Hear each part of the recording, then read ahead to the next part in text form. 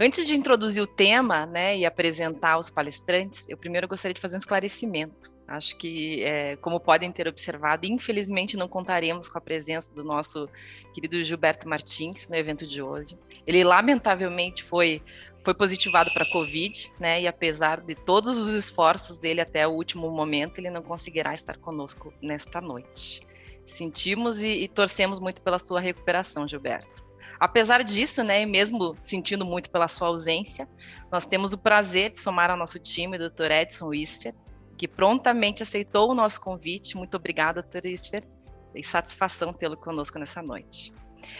O objetivo do nosso evento é falar um pouquinho sobre algumas mudanças legislativas, né, que têm como propósito desburocratizar e incentivar a atividade empresária e o ambiente de negócios.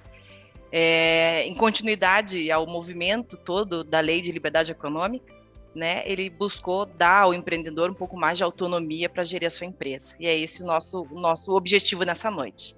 A gente quer contextualizar um pouco e fazer um breve bate-papo sobre o Marco Legal das Startups, a medida provisória 1040 e o seu projeto de conversão em lei, né, que é um movimento legislativo aí bastante atual e que estamos aguardando ansiosamente a sanção do presidente, sobre algumas propostas do Executivo no intuito de simplificar e desburocratizar também as normas trabalhistas e também sobre a lei que trata do superendividamento, entre outras medidas legais. É esse o nosso objetivo. Apesar da importância do tema de reforma tributária, e como vieram algumas perguntas antecipadamente dos participantes, a gente não vai tratar neste evento das questões tributárias e da reforma. Esse tema ele já foi tema dos nossos 2 últimos encontros e será muito em breve tratado em um dos nossos eventos.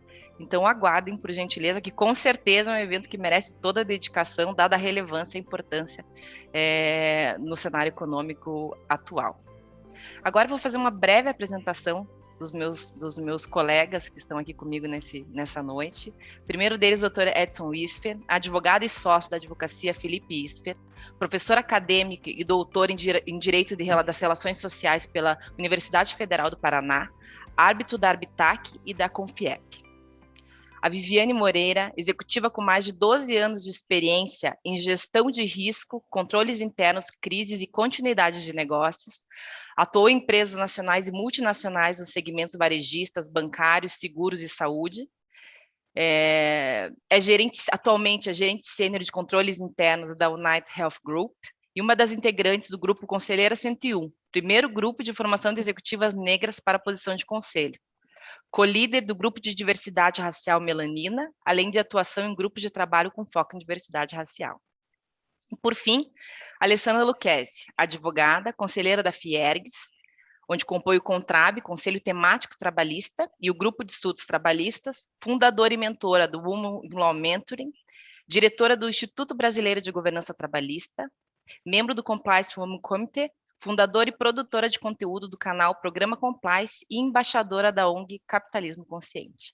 Sejam muito bem-vindos. Feitas as devidas apresentações, eu gostaria de passar a palavra ao Dr. Edson Wisfer, que fará para nós uma breve explanação sobre os principais pontos de mudança do Marco Legal de Startup e da medida provisória 1040 e o seu projeto de lei de conversão.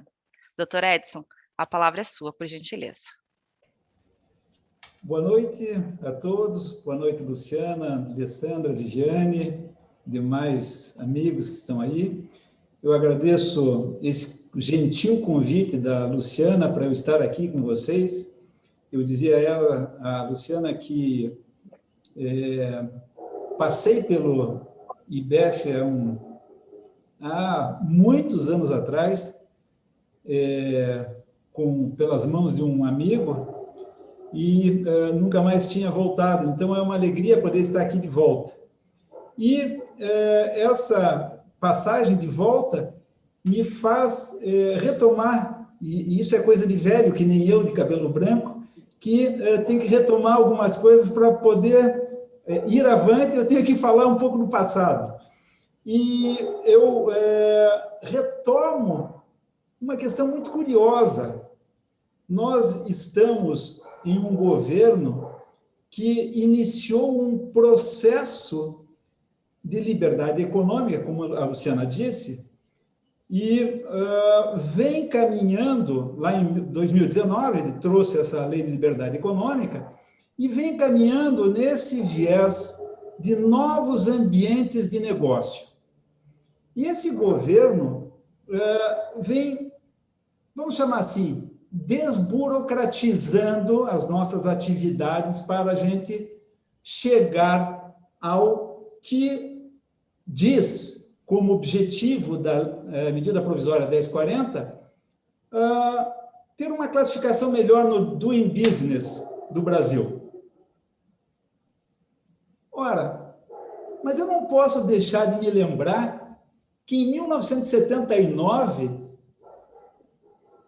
o general Figueiredo instituiu um ministério que era o Ministério da Desburocratização, por intermédio do Hélio Beltrão. E se eu ler o que tinha a principiologia do Ministério da Desburocratização em 1979, ele é muito similar, curiosamente, à medida provisória 1040. A principiologia, eu não estou falando do que nós temos de objetivos específicos dentro da lei, até porque a lei ela tem tantas situações ali encartadas, porque ela mexe no Código Civil, no Código de Processo Civil, mexe na questão tributária, mexe na lei de registros públicos, mexe na questão de junta comercial. Essa medida provisória, então, ela cria um ambiente para diversos elementos. Mas a lei, quando foi criado lá este Ministério da Desburocratização, ela já tinha esta mesma principiologia e não pegou. E a lei no Brasil, ela pega ou não pega. Então, quando nós estamos aqui analisando isso, torcemos para que pegue. Qual é a grande questão que nós temos aqui? No que diz respeito, e aqui eu vou me focar especificamente na 1040 antes de passar ao marco legal das startups. Nós temos vários elementos. Para vocês terem uma ideia, eu elenquei, tratamos de facilitação na abertura de empresas, proteção a acionistas minoritários, facilitação de comércio exterior, sistema integrado de recuperação de ativos, cobrança realizada por conselhos profissionais, profissão de intérprete e tradutor, desburocratização societária, alteração no Código Civil e no Código de Processo Civil e introdução de notas comerciais. É um elenco enorme de coisas. Eu não posso falar para vocês de tudo isso, porque a Luciana me concedeu 10 minutos. Enormes 10 minutos para eu falar de tudo isso. E ainda tenho que dividir com o marco das startups. Então, eu poderia ficar aqui falando muito. Eu elenquei alguns temas que me pareceram assim interessantes para o público-alvo, que são empresários. Primeira coisa, dispensa de reconhecimento de firma, que era a grande publicidade lá em 79. Vamos acabar com o reconhecimento de firma. Acabaram com o reconhecimento de firma, depois voltaram ao reconhecimento de firma e, pior, reconhecimento de firma presencial. Agora, a 1040 diz, acaba de novo com o reconhecimento de firma para os atos societários. Vamos reduzir isso. Muito bem. Segundo tema que me parece muito importante para o público-alvo, que são empresários. Instituição nas sociedades anônimas do voto plural, que sempre foi abominado no direito brasileiro. O que é o voto plural? Eu poder dominar uma sociedade anônima, é específico para a sociedade anônima, com menos capital investido. Eu posso ter ações ordinárias com até 10 votos para uma ação. Então, eu posso instituir, eu posso estabelecer isso no contrato social. Eu vou dar musculatura para o meu capital social. Com menos dinheiro, mais poder de voto. Isso passa a ser permitido em condições específicas por essa lei 1040. Em contrapartida, diz lá a lei, eu estou protegendo o minoritário. Como é que eu estou protegendo o minoritário?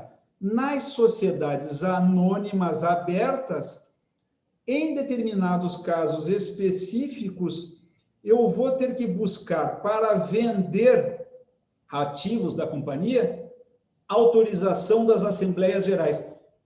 Nunca tinha visto isso na nossa legislação. Venda de ativo sempre foi autorizada pelo próprio board da companhia. Então, diretoria ou conselho de administração autoriza a venda, é ele que faz. Agora, as sociedades anônimas, em determinadas condições, quando for vender mais de 50% de alguns ativos, eu preciso de autorização do conselho, ou vou precisar do conselho da Assembleia para autorizar. Outra novidade, uma novidade complexa para devedores. A Procuradoria-Geral da Fazenda Nacional passa a ter poderes para instituir o tal do CIRA, que é um programa, o Sistema Integrado de Recuperação de Ativos. Esse Sistema Integrado de Recuperação de Ativos, ele localiza bens e devedores.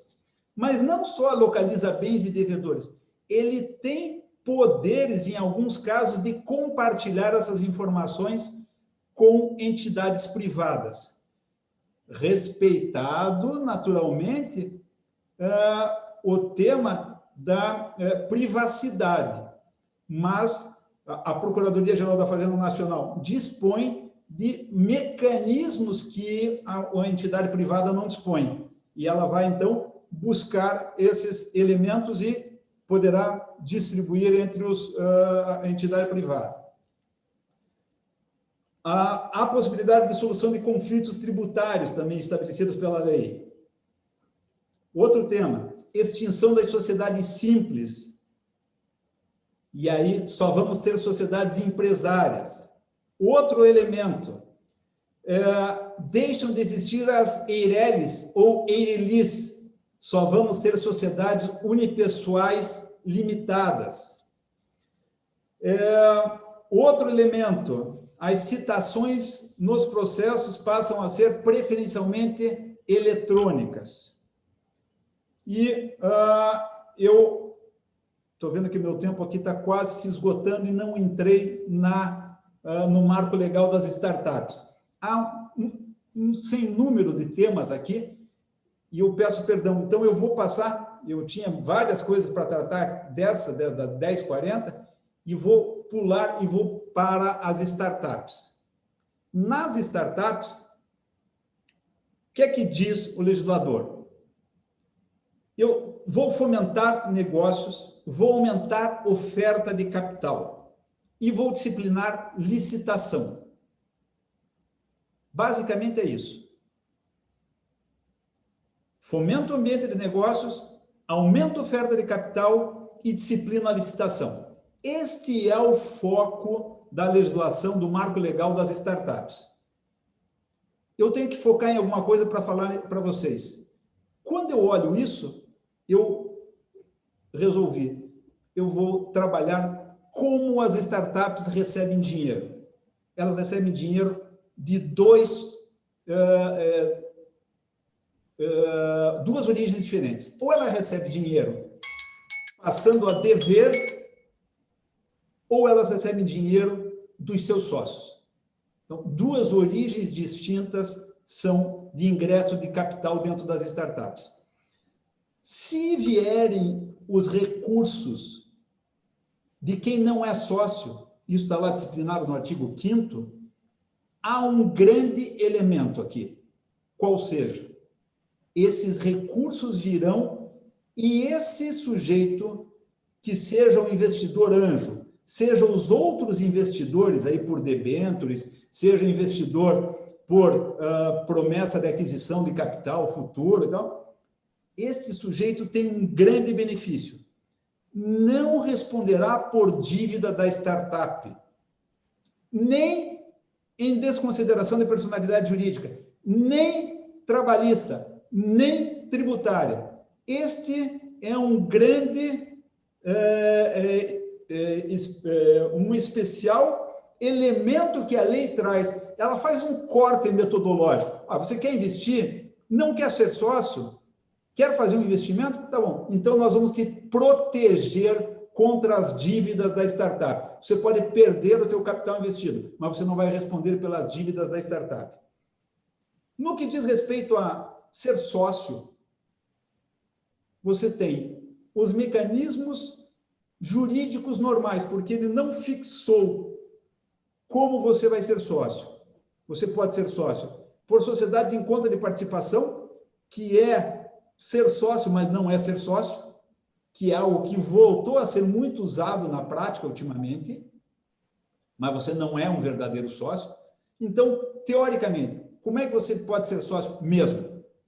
Em anônima ou em limitada? Sendo sócio em limitada, eu tenho uma verdadeira preocupação olhando a 1040, porque a 1040 ela traz um problema que pode surgir, que é uma possível dificuldade no direito de retirada se houver a implementação da 1040 como ela está existindo a partir de agora. Se houver uma briga entre sócios, é possível que você não consiga sair da sociedade pelo formato atual da 1040. Então, teoricamente, a sociedade anônima resolveria essa questão. Muito bem. Isto me dá uma tranquilidade, por quê? Porque o ambiente legal, do marco legal das startups, é um ambiente de simetria informacional. Então, os sujeitos que estão ali naquela relação jurídica, investidor, sócio, sociedade, estão todos na simetria informacional. E se há uma simetria informacional, eu não posso querer ter alguém julgando aquilo, o judiciário, quero falar, não pode estar tratando alguém como se fosse menoscabado, alguém como se fosse um consumidor naquela relação, o que é normal acontecer. Então, o judiciário normalmente olha o sujeito, não, esse pobrezinho fez um investimento, vai perder. Não, vai perder. Vai perder porque aqui não há assimetria. Quer investir e não deu certo, vai perder. Quer ser sócio, não deu certo, vai perder. Muito bem. E isto pressupõe, voltando ao início de tudo, aquilo que a Luciana falou, a lei de 2019, liberdade econômica. Eu estou na liberdade econômica.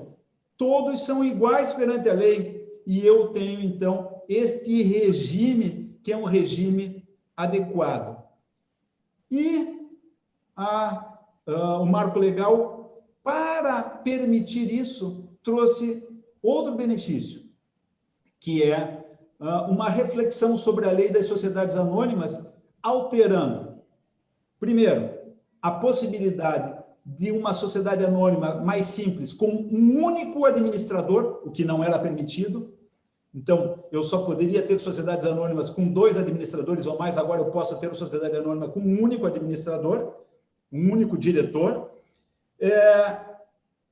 Eu poder, nas sociedades anônimas com até 78 milhões de renda bruta anual, fazer todas as publicações de forma eletrônica, o que reduz o custo operacional, e uma questão muito legal, que só tinha nas sociedades limitadas, fazer distribuição de dividendos desproporcional. Era algo que eu não tinha no ambiente das sociedades anônimas. E agora, com o marco legal das startups, eu tenho essa possibilidade nas sociedades até 78 milhões de faturamento anual, eu posso fazer distribuição desproporcional dos dividendos. Então, com isso, eu consigo sair das limitadas que ficaram um pouco fragilizadas nesse ambiente e posso ir para a sociedade anônima com um pouco mais de tranquilidade. Eu acho que essas são as reflexões mais importantes sobre esses dois sistemas legislativos e que, de fato, podem ser importantes para o avanço das nossas liberdades econômicas e para o ambiente de negócio no Brasil. Desculpem ter ultrapassado meu tempo. Imagina, doutora Edson. Realmente o senhor ficou com uma pauta mais extensa, né? Acho que são duas legislações aí de elevada importância, sobretudo por decorrerem até da Lei de Liberdade Econômica. Gostaria até de fazer um apontamento, né? A gente não sabe como é que o judiciário vai se comportar, né? Evidentemente que a gente só vai entender a real essência e a segurança jurídica quando a gente tiver o posicionamento do judiciário. Mas, de fato, né, o ambiente ele visa realmente buscar esse empreendedorismo, né? Eu acho que a Lei de Liberdade Econômica ela vem inicialmente, eu como advogada de contencioso, né, tentando resguardar os sócios, acionistas com relação até à possibilidade de desconsiderar a personalidade jurídica, atingir os seus patrimônios pessoais. E agora, né, a MP também se debruça sobre isso, também dando a devida proteção, o marco legal de startup, protegendo também os investidores. Então, eu acho que isso é realmente um incentivo para que as pessoas empreendam, sabendo o limite da sua responsabilidade. Evidentemente que existem exceções, né, que ultrapassa, enfim, alguma ilegalidade que eventualmente venha a responsabilizar o sócio, mas fato é que a legislação vem para brindá-lo, né, e de algum modo tem que respeitar. Em contrapartida, né, a MP traz esse apoio, vamos dizer, do executivo no sentido de viabilizar a busca patrimonial, porque de fato, né, os números aí do CNJ não nos deixam mentir de como tem execuções e cobranças infrutíferas, né? Nem sequer com a possibilidade de citação. E quando a gente vê citação online, né, eletrônica, quando a gente vê a possibilidade de ter algum convênio do judiciário com os órgãos públicos em busca de patrimônio, isso também dá celeridade aos processos e talvez aumente a eficiência do judiciário como um todo, né? Vamos torcer aí para que de fato as coisas surtam o efeito desejado, né, dessas propostas, dessas medidas legais.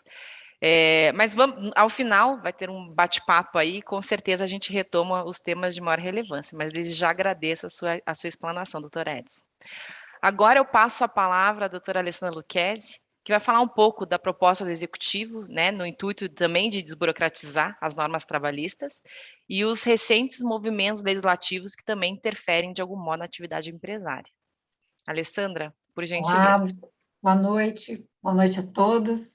Obrigada, IBF, por ter aberto as portas para uma advogada de direito do trabalho, uma trabalhista empresarial. Eu sei que o tema, vocês iam gostar muito mais de ficar falando de direito tributário, né, que é dinheiro no bolso, mas uma das coisas que eu mais tento motivar dentro dos clientes é a conversa orgânica entre as áreas, principalmente trazer o financeiro para conversar com o jurídico trabalhista e não só nos falarmos através de provisionamento, que daí a gente só tem vontade de cortar o pulso e não resolvemos nada. Eu acho excelente ter a oportunidade de sensibilizar, principalmente os CFOs, as pessoas que têm o poder de gestão na mão, do quanto é importante a atuação da empresa lá no legislativo, quanto é importante o papel das federações, das associações, dos institutos, em toda a movimentação legislativa que vai ocorrer, que está ocorrendo ou que já ocorreu. Quando a gente começou a falar sobre esse evento, nós tínhamos um cenário. Inclusive, as coisas demoram para acontecer no Brasil e outras acontecem muito rapidamente. O cenário que nós tínhamos era de não existência de um Ministério do Trabalho, né, que agora se chama Ministério do Emprego. Tínhamos um decreto de desburocratização e resumo, compilação das normas trabalhistas, estava em andamento, já tinha passado por consulta pública, e algumas perspectivas mais concretas pela frente de reforma trabalhista de novo. Passados menos de 30 dias da nossa primeira fala, nós temos de novo um ministério ressuscitado, com um ministro, um cargo político, sim, enfim, com mudanças nos principais players dentro dos executivos da antiga Secretaria do Trabalho. E isso é importante trazer. Os últimos 3 anos, 2 anos, não, os últimos 3 anos, 2019 em diante, como conselheira da federação, mesmo como advogada trabalhista, eu vivenciei uma novidade na relação com os setores reguladores. Diálogo. Não tínhamos. Eu não sei nem dizer para vocês, antes de 2019, quem eram as pessoas que definiam, que decidiam, quais eram os executivos, quais eram os servidores que estavam à frente de normas trabalhistas. Eu admito a minha ignorância. Porque não tinha o diálogo, não tínhamos acesso. Mesmo atuando via federação, mesmo via CNI, eram poucos os players, os speakers que a gente conhecia. Isso foi uma mudança muito importante. A gente percebeu uma abertura de diálogo desses executivos como nunca nesses 20 e tantos anos, quase 30 de advocacia, eu vivenciei. E diálogo mesmo, gente, de poder mandar demandas em tempo real, de vir a MP 1045, não entender um item e perguntar por e-mail e receber uma resposta do jurídico da Secretaria da Previdência em 24, 48 horas. Algo muito diferente do que a gente vivenciou antes de 2019. E a gente percebe também que tinha muito claro para eles, dentro da Secretaria Especial do Trabalho, o objetivo de desburocratizar. Eu desafio vocês a me dizer quantas leis nos regem neste momento, leis, portarias, normas, instruções normativas. Eu duvido que alguém saiba, eu não sei, quantas regras reguladoras nós estamos submetidos, os nossos negócios, as nossas empresas, neste momento. Impossível. No trabalhista, eu arrisco de baixo, assim, mais de 1.000. Mais de 1.000, seguramente. Imagina tributário, ambiental, Anvisa, sei lá o quê. Esse é um entrave muito real, muito concreto que a gente vivencia, de saber onde exatamente a gente está pisando e o que a gente tem que fazer, quais são as normas que nos regulam.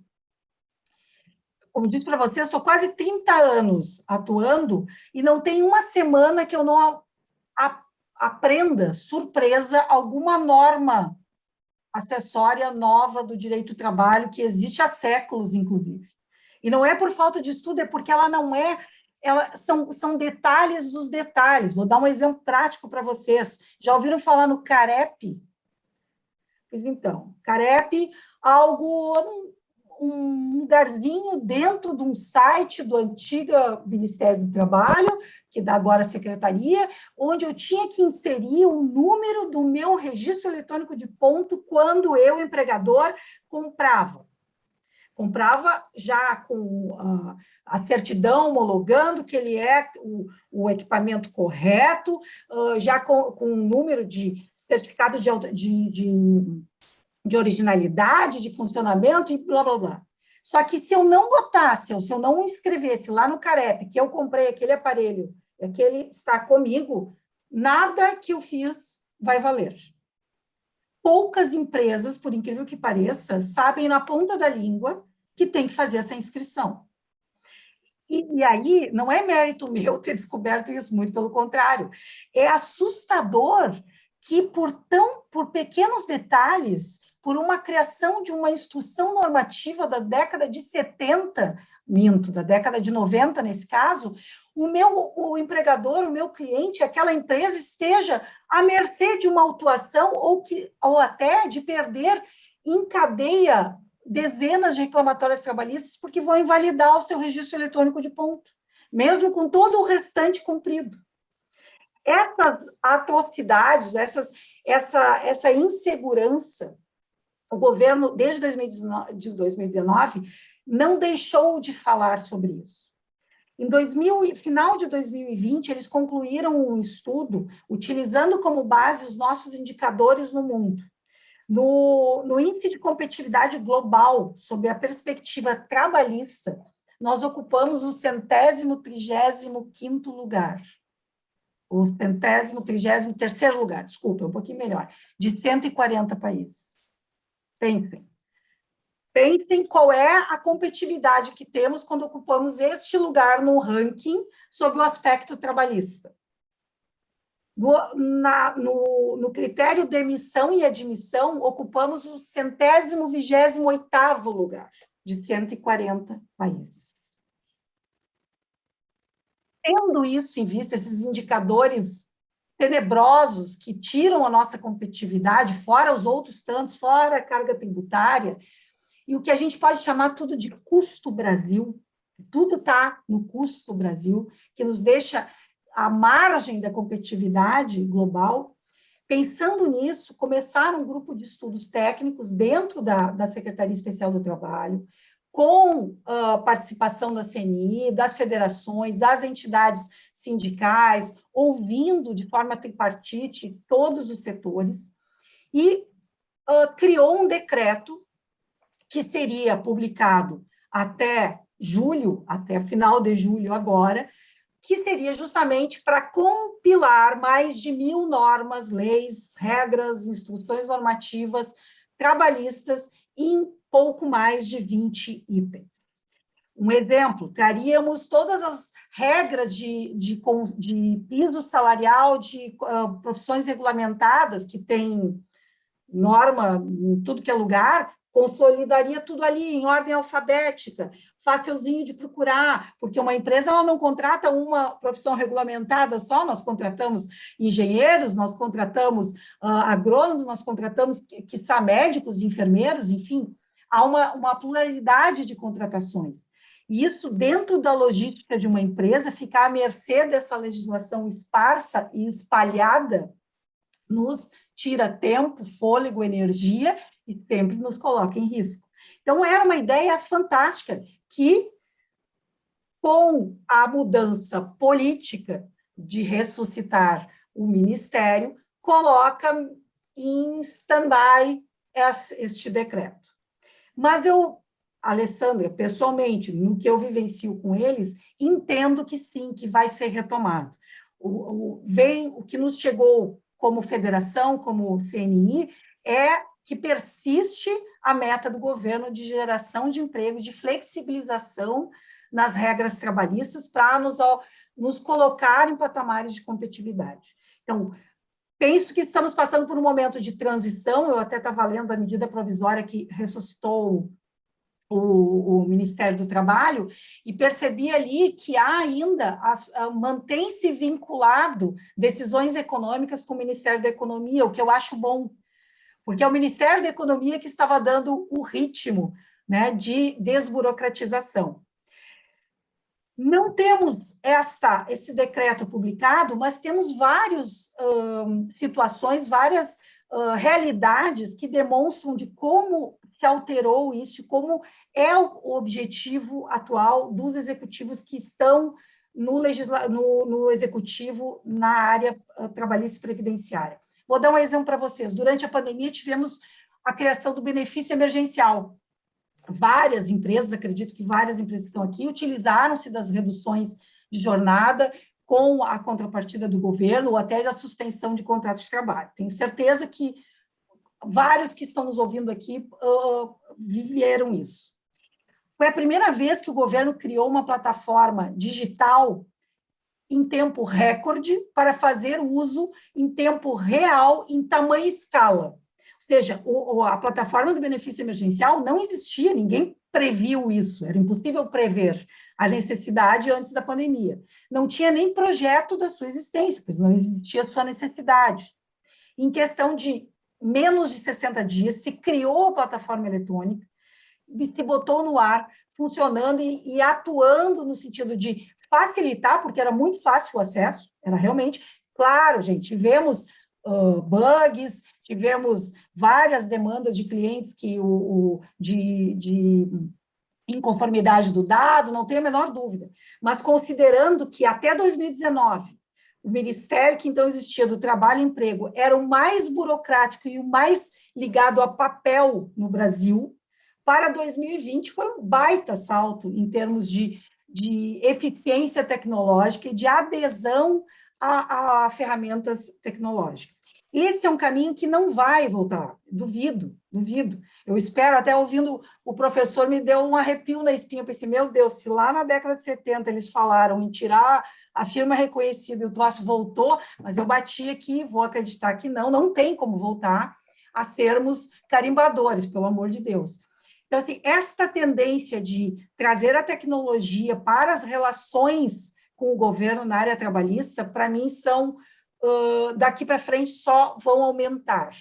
Outro exemplo prático de como isso está caminhando são as fiscalizações do trabalho. Até 2018, o que vinha dos fiscais do trabalho não temos pessoal, as fiscalizações são sempre presenciais, era aquele catatal de papel, documento, blá, blá, blá. Pandemia obrigou funcionamento de plataformas digitais, até o e-mail. Nós temos, a minha equipe atendeu a área com clientes que recebiam 10, 15 notificações por semana pela sua atuação nacional, em que a comunicação com os fiscais foi toda por e-mail, com arquivo zipado, com link de arquivo na nuvem, e deu tudo certo, funcionou. Ou seja, se comprovou também a capacidade de adaptação em tempo rápido, mesmo dos dinossauros do serviço público, porque nos obrigamos. E também a fiscalização através do e-social, através da comunicação dos dados que está ocorrendo, alterou, sendo mais célere. Por exemplo, menor aprendiz ou os PCDs, as pessoas com deficiência.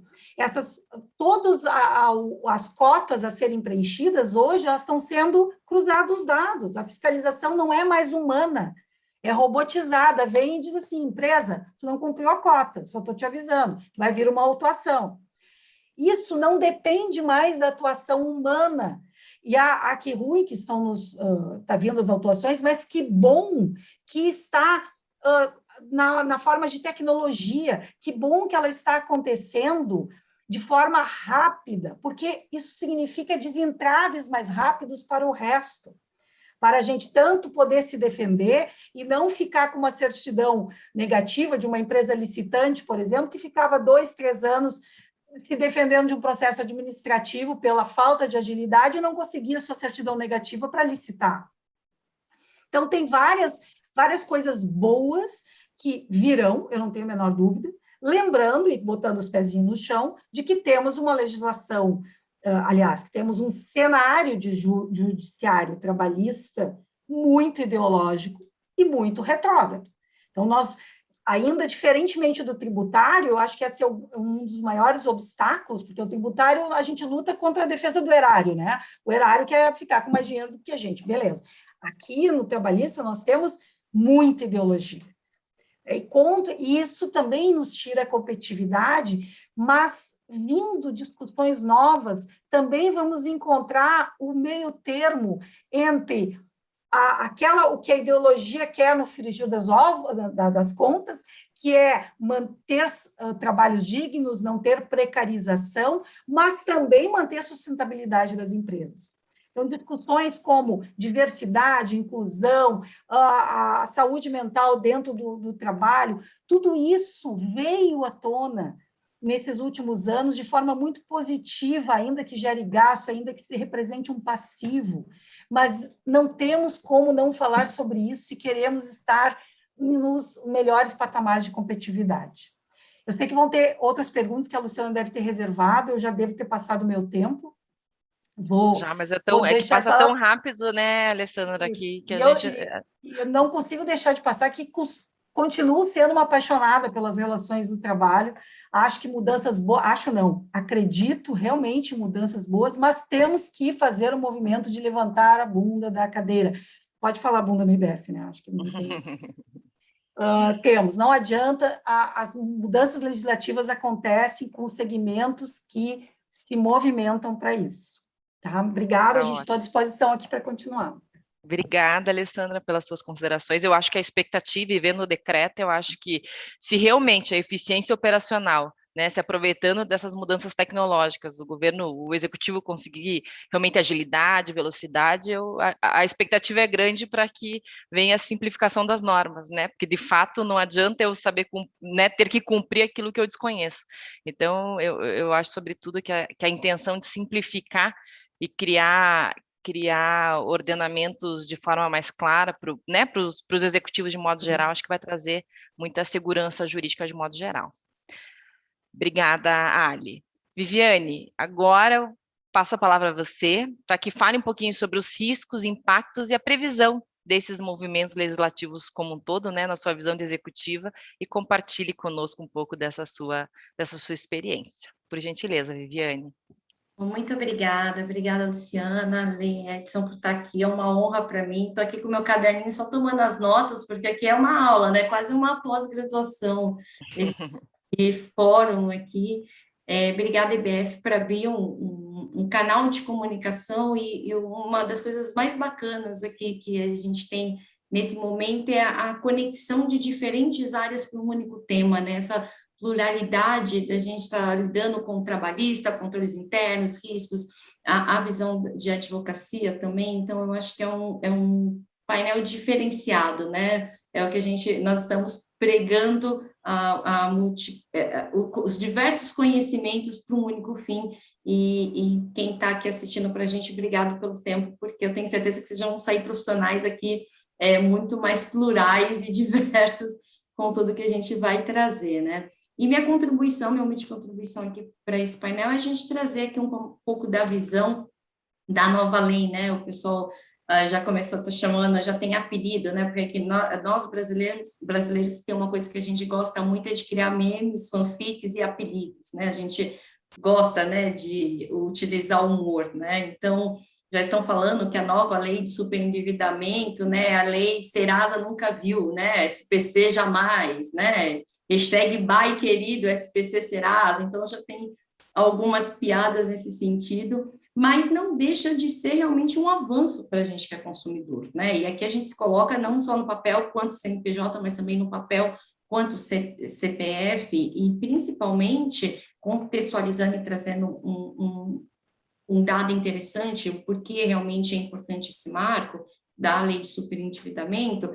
Nós vivemos hoje no contexto, segundo o último mapa realizado de crédito de mercado, onde nós temos 60 milhões de brasileiras numa situação de superendividamento, né? Então, nós estamos falando de um número considerável de pessoas, e aqui também já colocando o contexto, o que é o superendividamento, né? São pessoas, e aqui eu não vou usar termos técnicos para que a gente consiga ser acessível aí para o maior número de pessoas, mas são pessoas que estão endividadas ao chegar até o ponto de não ter o mínimo essencial, né? E aí eu vou falar um pouquinho também desses riscos do que é o mínimo essencial, né?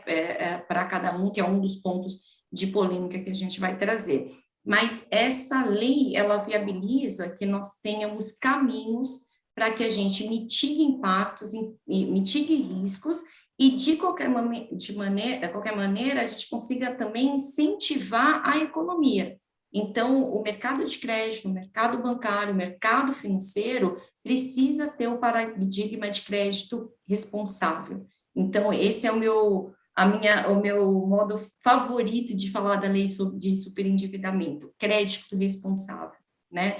E aí a gente vai para uma questão cultural. O brasileiro, ele não tem, por exemplo, a cultura de ter uma conversa sobre educação financeira dentro de casa, né? A gente não tem essa matéria na escola primária como alguns países, né? Então, por exemplo, o meu sobrinho que mora nos Estados Unidos, ele tem ali na 4ª, 5ª série uma aula de educação financeira, né? Aqui somente algumas escolas têm esse segmento, e são escolas que realmente não têm acesso a toda a população, e consequentemente a gente não tem acesso aí aos superendividados, que é o objetivo da lei, né? Além disso, a lei ela proporciona algumas vantagens competitivas para o consumidor, mas também alguns pontos de preocupação e de riscos que precisarão ser mitigados aí pelo CNPJ, né? Então, ela propõe, né, que a gente tenha mais condições mais justas de negociação para quem contrata crédito. Então, aqui a gente está falando muito daquela questão de, eu já estou com uma dívida de 4, 5, 10 mil reais, eu vou no banco renegociar minha dívida, essa dívida da vida para 25 mil, porque ele diminuiu a parcela, mas aumentou o prazo. Então, qual a responsabilidade que a gente tem com esse consumidor para conseguir viabilizar condições mais justas para a negociação? Que a gente fala da possibilidade do consumidor, por exemplo, fazer negociação em lotes, né? Importante também ressaltar, não é uma falência pessoal, né? Não é que o consumidor vai decretar uma falência, mas sim que ele vai viabilizar que ele tenha condições mais justas, realmente, para sanar sua dívida em detrimento de outros juros ou sobreposições de juros, né?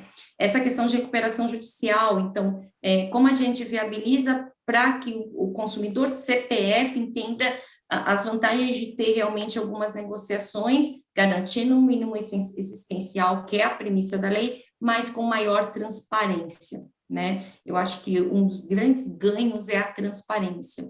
E aí, puxando um gancho até do que a Lê falou, da questão trabalhista, e eu que trabalho muito ligada ao tema de diversidade e inclusão, um ponto muito bacana, que eu acho que foi uma vitória, é que as empresas ficam responsáveis por uma educação financeira para os seus clientes, para os seus consumidores, mas de uma maneira transparente e adequada para a diversidade e vulnerabilidade do público-alvo dela. E aí eu estou falando de diversidade, por exemplo, como faixa etária. E a gente sabe, né? Todo mundo conhece aquela mãe, aquela tia, aquela avó que foi lá pegar um crédito e alguém ligou e ofereceu um crédito consignado para ela e acabou impactando a aposentadoria dela e hoje ela recebe, sei lá, R$150 de uma aposentadoria que já é um salário mínimo. Então, essa transparência de ter que explicar literalmente, de acordo com o público-alvo, com o público que atende, ele é garantido por lei, né? A questão do fim do assédio e pressão ao cliente. Então, lembra aquele processo que a gente tinha? A gente vai liberar o crédito para você, mas se você tiver que fazer o pagamento em 24 horas, se você fizer alguma venda de produto casado, se você, então, essa pressão, esse assédio vai ser respaldado por lei também, né? O suporte ao consumidor, e aqui esse suporte ao consumidor eu acho uma forma muito bacana, que não deixa de ser uma acessibilidade, né? Então, eu vou ter uma lei que vai me permitir entender o que eu estou comprando, o que eu estou devendo, e mais do que isso, do que eu estou gastando, né? Então, e aqui a gente está falando, e vou trazer alguns exemplos, né, para tornar um pouquinho mais tangível. A gente está falando de Open Bank, né?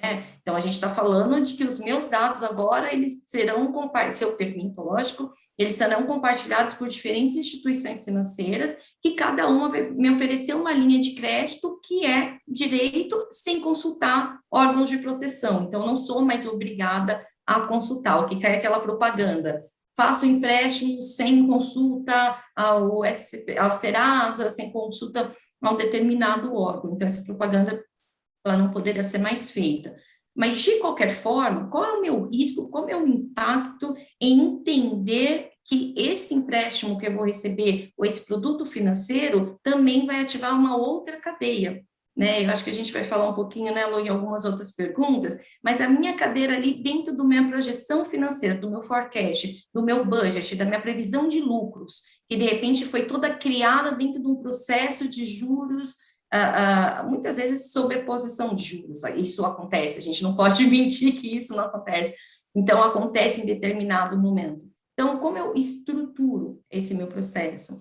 Startups, fintechs, então, se você olhar o movimento do mercado, alguns riscos eles já estão sendo mitigados de maneira clara, né? Não é à toa que grandes fintechs de relevância começaram a lançar um monte de cartão aí, premium, cartão sem anuidade, mas que você tem ali a tarjinha colorida, alguns pontos. Então, uma pessoa que não tem, de repente, uma educação financeira muito clara, ela recebe do nada, na casa dela, um cartão com um limite incalculável para a média da população brasileira, um limite de R$20 mil, mas que ela não entende que ela tem alguns benefícios, como, por exemplo, não usar a sala VIP de um aeroporto, que é um dos benefícios desse cartão. Então, de que forma essa parte fica clara para esse meu usuário, né? Então, é esse suporte ao consumidor que você vai precisar ter e investir dentro da sua empresa de forma mais clara e mais assertiva, né? A gente tem algumas perguntas, eu sei, eu não quero estender no tempo para dar tempo para a gente conversar sobre todos esses pontos, mas eu queria trazer essa explanação no início, porque a gente tem dois grandes riscos, né? A gente tem as grandes vantagens, e as vantagens realmente elas são muito voltadas, é uma vitória para o consumidor, porque ele muda o Código de Defesa do Consumidor dentro desse padrão de vista, então é uma vantagem para esse segmento, nós como consumidores, mas até que ponto ele vai afetar, por exemplo, fintechs, né? Como o Dr. Edson comentou, a gente tem um marco ali das startups, que muitas delas, elas têm um modo operante de 70, né? Porque elas foram criadas por pessoas que vieram do mercado financeiro, porque o nome startup é bonitinho, mas se você olhar quem é que cria os investidores anjos, eles têm um mindset ali da época que a gente tinha que autenticar em cartório, né? Então, dentro dessa estrutura deles de proveção de lucros, de proveção de riscos, o risco financeiro é tangível. Eu gostaria de trazer que é tangível, por isso que a gente tem que estar preparado. Numa época que a gente tem Open Bank, numa época que as pessoas viabilizaram parar de usar TED, DOC e começaram a usar o Pix, né? A gente já está falando aí de alguns movimentos para Pix parcelado, então para que eu vou usar o cartão de crédito? Então, todo esse processo, ele vem, são riscos tangíveis realmente que em algum momento vai caindo ali no financeiro, muito mais do que do jurídico e no compliance, vai cair primeiro ali no financeiro. Verdade, Vivi. Obrigada pela sua explanação. Eu acho que, né, vendo a lei do superendividamento, ele transfere, por que eu acho que é tão importante a gente trazer esse tema nesse nosso evento. Ela transfere para o fornecedor de bens, consumos, e especialmente de crédito, né, uma responsabilidade pela educação financeira dos seus consumidores, né? Ela traz responsabilidade, ela traz vedações, inclusive, de eu conceder um crédito sem, eventualmente, consultar o Serasa daquele consumidor, né? Traz reflexos e discussões jurídicas que esse consumidor pode se valer no segundo momento. Então, é um risco que tem que ser devidamente mensurado, isso é extremamente relevante. Gente, antes de iniciar as nossas perguntas, né, até porque o tempo voa, isso dá uma aflição, porque é tão gostoso conversar, né, eu gostaria só de, dentro do espírito de atualizá-los, eu acho que é bacana a gente explicar um pouco desses movimentos legislativos muito brevemente, né. O Dr. Edson Isfer mencionou o Marco Legal das Startups, que já teve, né, a publicação da lei entre vigor efetivamente agora no início de setembro, né, Dr. Edson? A medida provisória 1040, ela já teve todo o trâmite dentro do Congresso Nacional, com aprovação por parte do Senado, ressalvas pela Câmara dos Deputados, e agora aguarda a sanção do presidente da República, um projeto de lei de conversão, que fez alguns acréscimos e algumas pequenas alterações na proposta da medida provisória que hoje está vigente. Então é bacana, né, para que todos acompanhem, que muito em breve a gente talvez tenha alguma manifestação sobre a sanção desse projeto de conversão da medida provisória. E os pontos abordados pela doutora Alessandra tratam-se de movimentos do Executivo, né, um decreto que ainda não foi sancionado, apesar da expectativa de que tivesse sido, né, mas de fato não foi sancionado, mas já traduz um pouco as iniciativas do nosso Executivo para buscar também esse tema de desburocratização. Só para fazer um contexto, né, porque é tanta lei e a gente trata de tantos temas que eu acho importante a gente contribuir também com essa atualização dos movimentos legislativos e aquilo que está valendo e que não está valendo. Acho que é bem interessante. Então, retomando as perguntas, e para que a gente consiga, de fato, trazer o maior número delas, até aquelas que já foram passadas pelos participantes no momento da inscrição, eu pediria só que a gente, né, tentasse ser breve nas respostas para que conseguisse, né, para que todos tenham a oportunidade de respondê-las. Doutor Edson, começo com o senhor. Na verdade, ainda sobre o marco legal da startup, né? A gente percebe que a intenção da lei é trazer segurança jurídica às startups, né? Realmente trazer algumas proteções. Como que o senhor avalia a posição dos investidores diante dessa lei?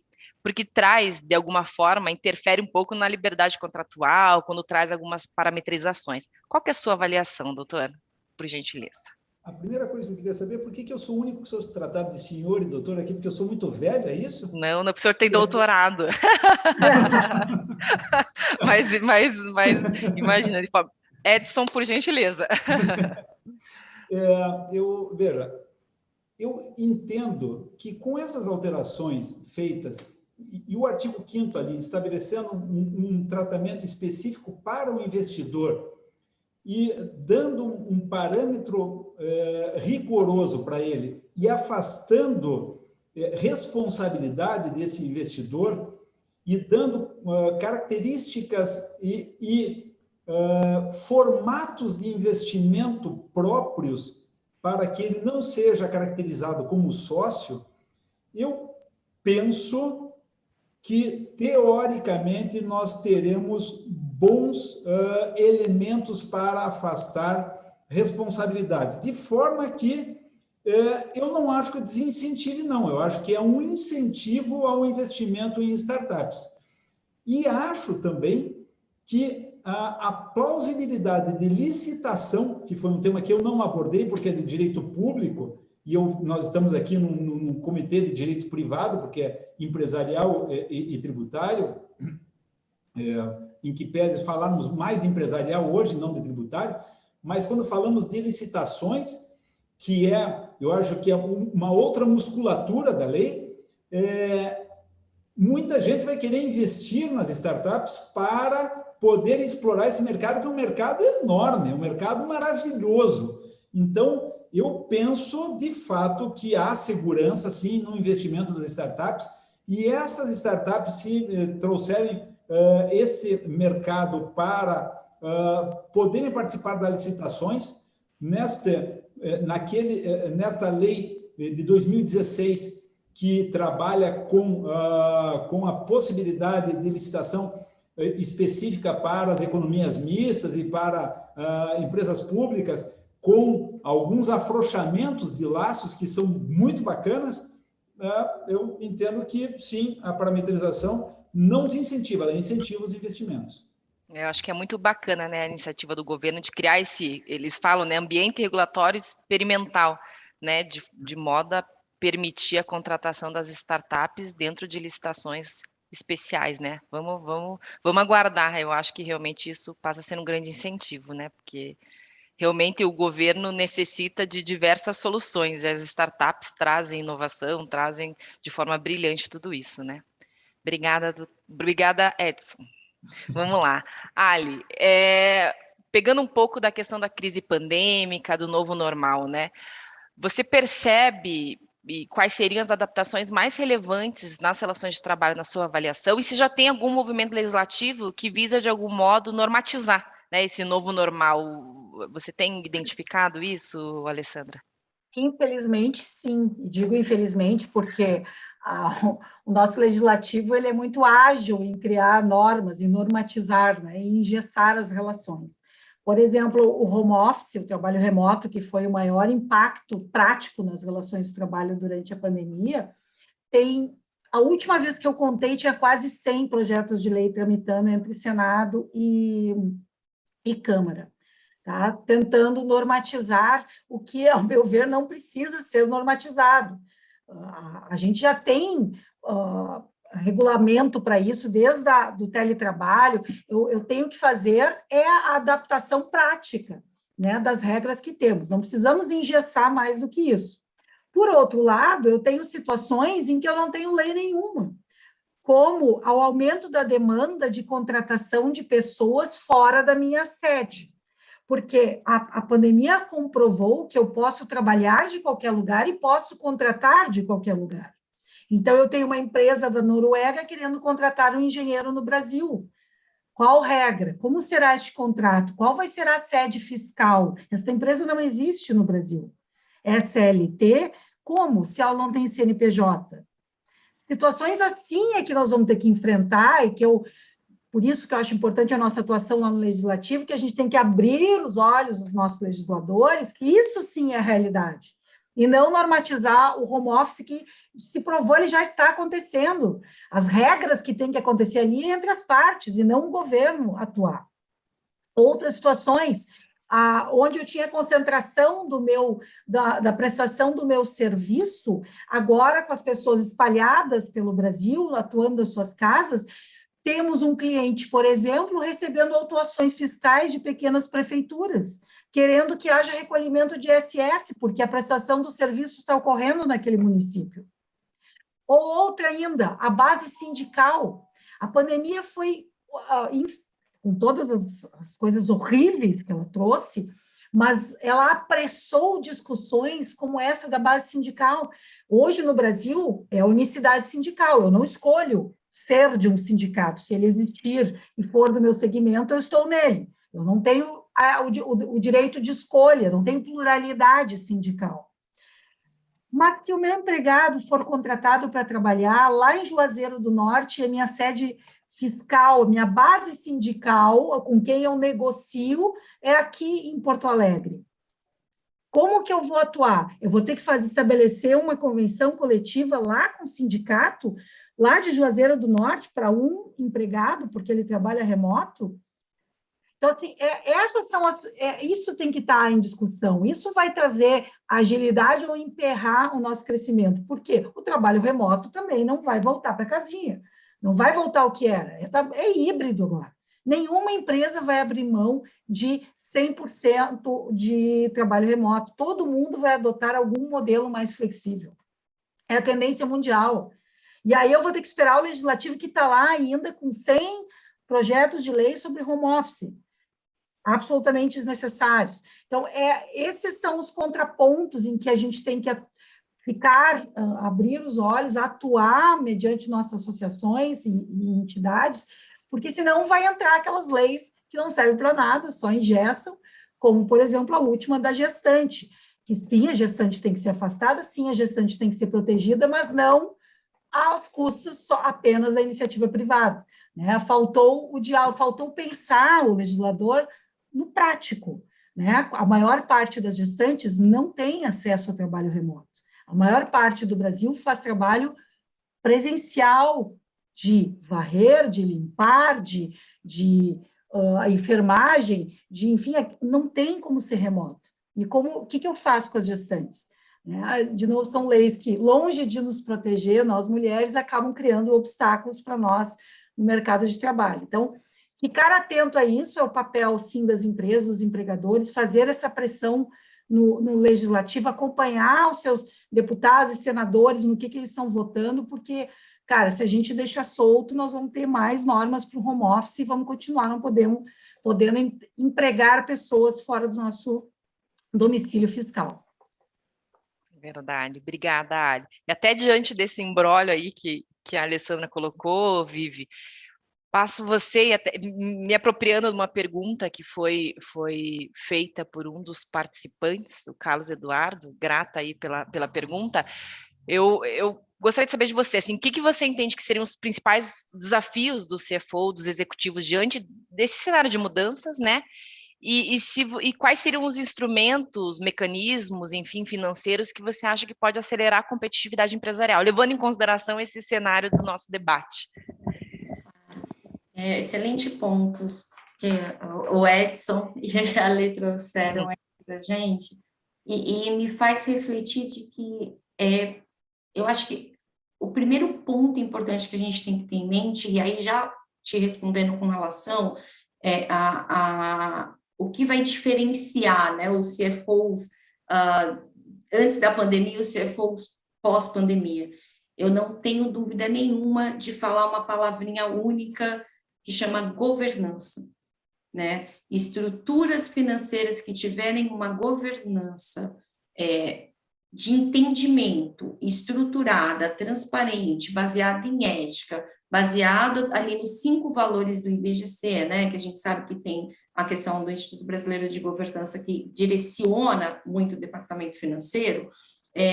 As empresas que não tiverem pessoas no departamentos financeiros, e aí a gente está colocando a figura ali do CFO, mas em todo o nível de finanças, uma estrutura parruda de conhecimento de riscos, de entendimento dos seus riscos, projeção a médio e curto prazo, ela está fadada a impactar. Por quê?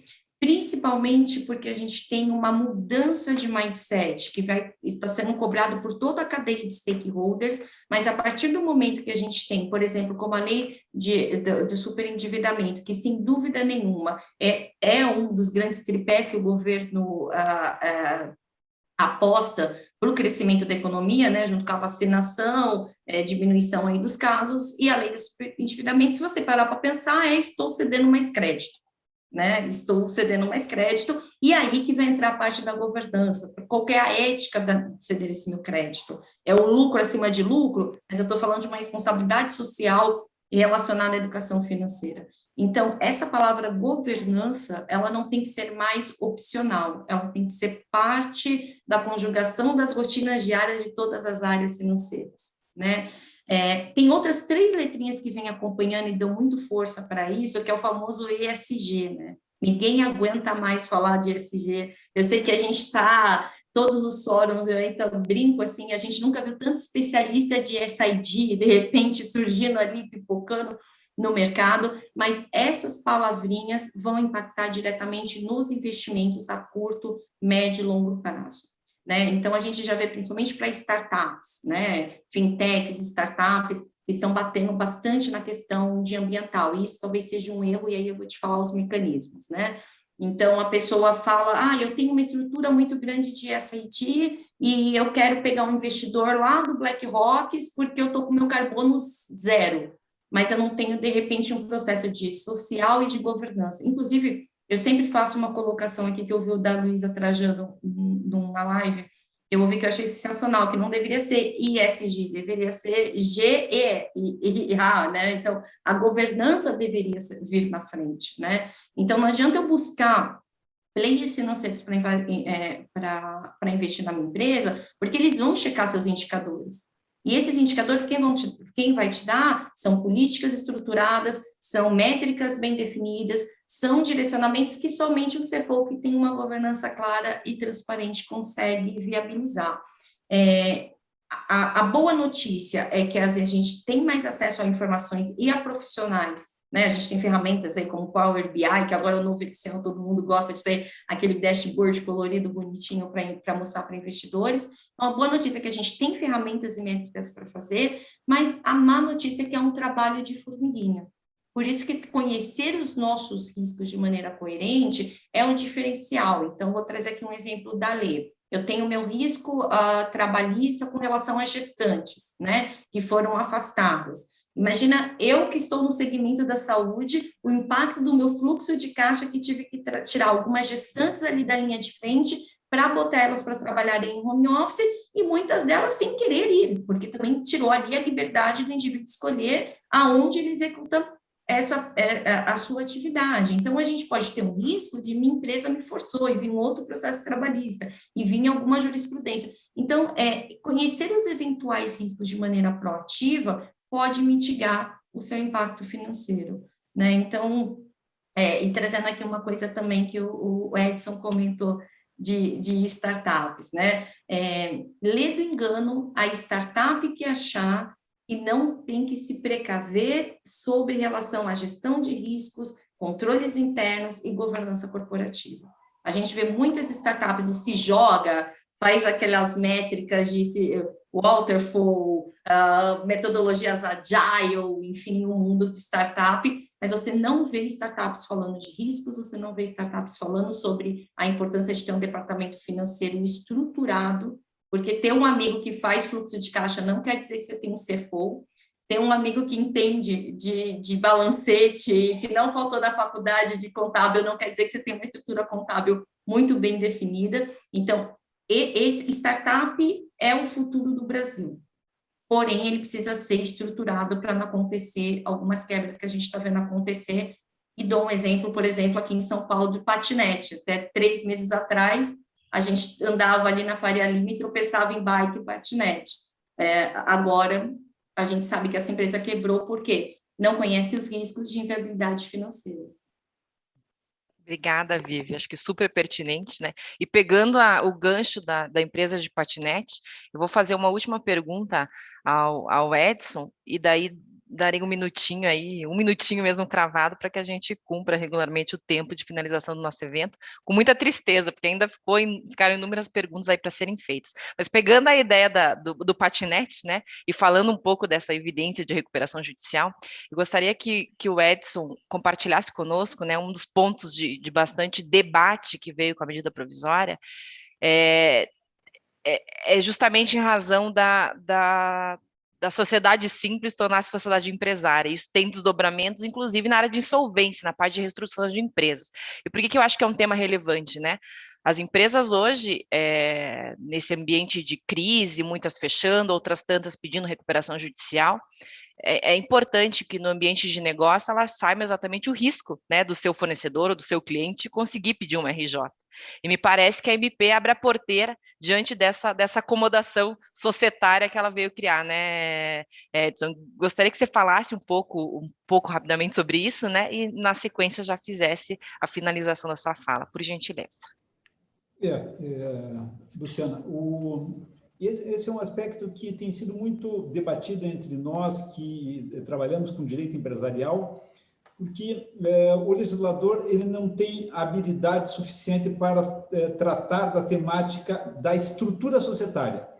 E esta estrutura societária, ela foi, vamos dizer assim, meio espancada. Ela foi trazida para dentro da 1040, não de forma adequada, ela foi meio espancada. Por quê? Porque começou-se num processo legítimo, que é de trazer o agronegócio para dentro da recuperação judicial. Este é o cerne, essa é a origem. O agronegócio passou a ter uma necessidade de ser trazido para dentro da recuperação judicial.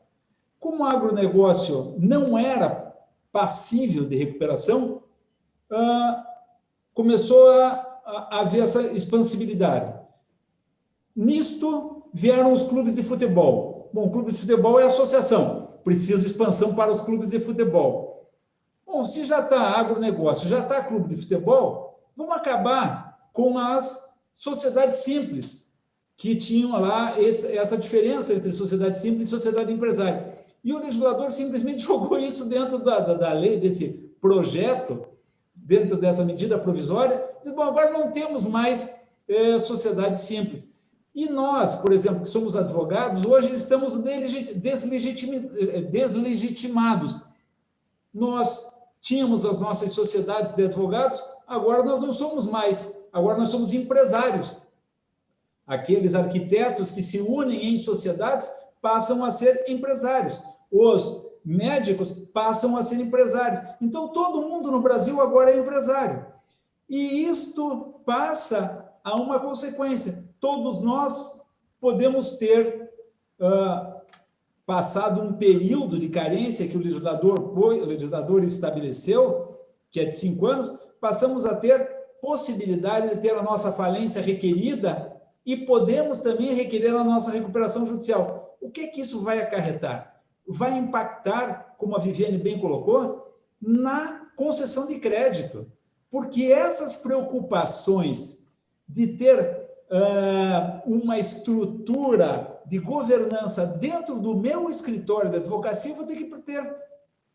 Por quê? Porque eu sou um escritório aí de pequeno porte, mas eu passo a ter que ter necessidade de governança no aspecto financeiro. Porque alguém pode pedir, se eu não estiver bem naquele momento, eu posso ter alguém que peça a minha falência. Então, eu preciso reorganizar a minha vida, eu passo a ser empresário. Então, há uma nova expectativa no mercado. E essa nova expectativa muda o nosso caminhar. Aqueles que não eram empresários passam a ser empresários e passam a ter um novo modelo de negócio, que não era um modelo de negócio e nem nunca foi modelo de negócio no Brasil. Nós, então, temos que reestruturar as nossas atividades. Bom, enfim... Acho que até um comentário, né? Até um comentário, me perdoe pela intromissão, mas a gente comentava uma positivo, por exemplo, né? Hoje teve a associação a Cândido Mendes, que conseguiu o seu deferimento sobre pedido de recuperação judicial. A gente traz condições desiguais a eles, né? Uma vez que a associação tem todos os incentivos e benefícios. Então, acaba que, evidentemente, que tem um período de carência, né? Para que absorva toda essa modificação, mas, de fato, acaba dando uma acomodação, talvez, né? Para entende-se a crise, entende-se o cenário pandêmico, entende-se todo esse agravamento, mas de fato traz alguns riscos e medidas vão ter interferência direta aí nessa análise de risco junto aos financeiros. Duvido, Luciana, que este período de carência vai ser observado, eu duvido, porque o judiciário, a depender do interesse jurídico e político em jogo, eu duvido que esse período de 5 anos seja observado, ressalvado que haja veto presidencial. Mas se não houver o veto presidencial, essa legislação de recuperação judicial ela vai ser usada muito, mas muito brevemente. E isso que você trouxe, eu passo a minha vida inteira sem pagar imposto porque eu tenho imunidade tributária. E eu tenho o player que concorre comigo, paga imposto.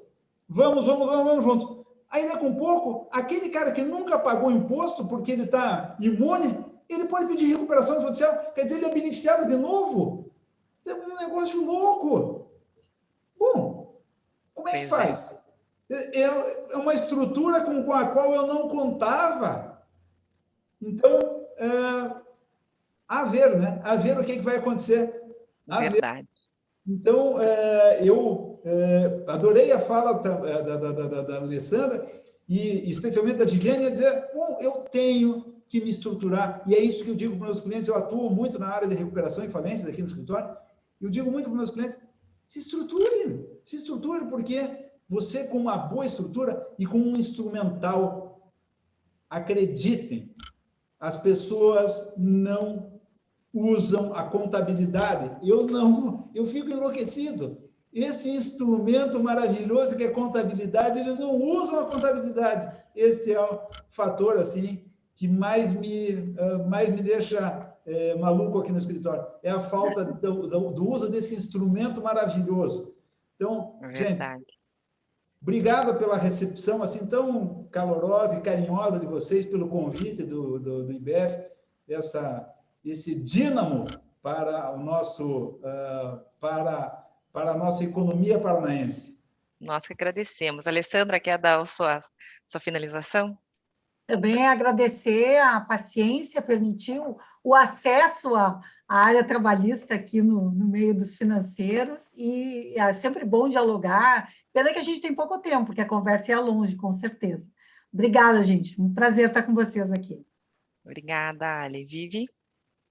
Obrigada, gente. Obrigada pela oportunidade, Maurício, Luciana, os organizadores, agradecer pessoalmente o pessoal que montou aqui, a Ágata, não vou falar o nome de todo mundo que não dá tempo, mas o pessoal que se esforçou ali para colocar esse evento no ar. Muito obrigada realmente por essa oportunidade e parabéns por ter coragem de trazer a questão de riscos e governança de maneira tão clara aqui dentro desse painel, que é super importante. Obrigada por contribuir. Imagina, o IBEF que agradece a participação de vocês por ter dedicado esse tempo precioso aí. Muito obrigada mesmo. E agora eu passo a palavra ao nosso presidente, Maurício Zanfolim, para as considerações finais. Obrigada, Maurício. Luciana, eu quero agradecer a participação de todos vocês, os palestrantes, principalmente, a Alessandra Luquezzi, Viviane Moreira, o Edson Nísfero. Obrigado, Luciana, pela coordenação aí do evento e pela mediação também. Obrigado também à nossa equipe organizadora, a Jucimara, a Jocasta, o Henrique, a Irma, e, claro, a todos vocês participantes que nos acompanharam e brindaram com suas perguntas.